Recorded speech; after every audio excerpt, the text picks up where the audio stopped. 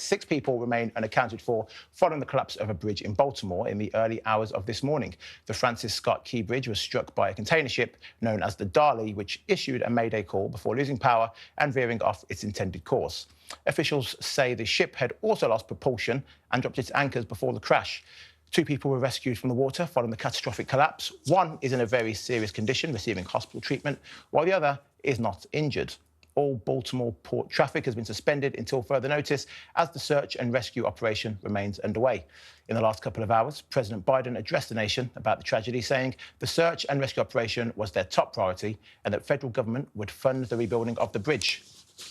We're going to send all the federal resources they need as we respond to this emergency. And I mean all the federal resources. And we're going to rebuild that port together. It's my intention that federal government will pay for the entire cost of reconstructing that bridge. And I expect the Congress to support my effort. This is going to take some time. The people of Baltimore can count on us, though, to stick with them at every step of the way until the port is reopened and the bridge is rebuilt. You know, we're not leaving until this job gets done. Side note, he does not sound well. No, he does not sound well. He does not sound well at all. Why is he getting into who's rebuilding the bridge?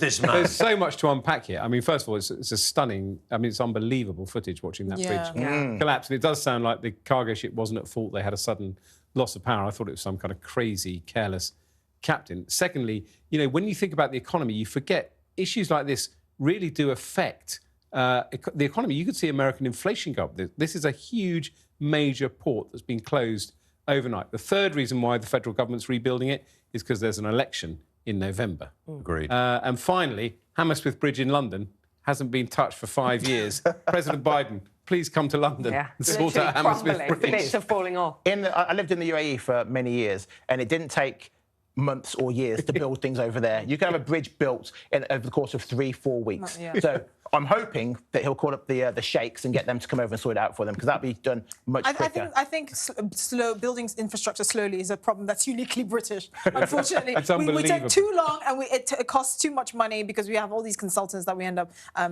giving money to for not very much. They built all of Dubai in the time it took us to start and cancel HS2. Exactly. This bridge, though, I mean, I looked into it because I was like, was it not architecturally sound or whatever? It was. Apparently, it was because of where this cargo ship impacted on it.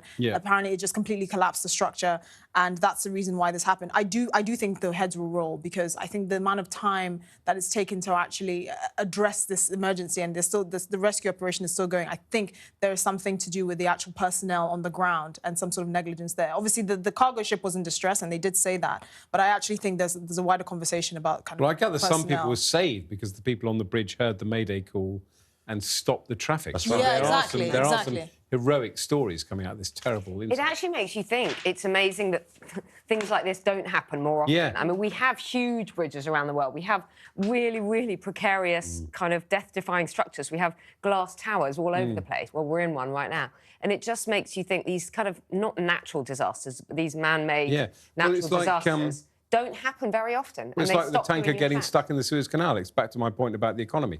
You suddenly get this tanker does a bad 3-point turn, and the world economy is suddenly under threat because this little artery in global trade gets shut, and this is another little artery in global trade. And it isn't just the port, it's the fact that people are literally going to have to go the long way round, which is a much longer way. So and I think the reason why we find this so shocking is because this obviously doesn't happen in the developed world, because infrastructure is more sound. In China, for instance, something like this wouldn't actually be shocking.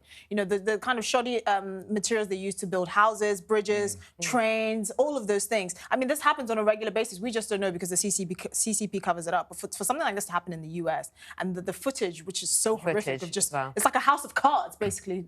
Well, you can't just assume it's almost like CGI or something. Yeah, exactly. I've got no frame of reference for that being real. You can see it there now on the screen.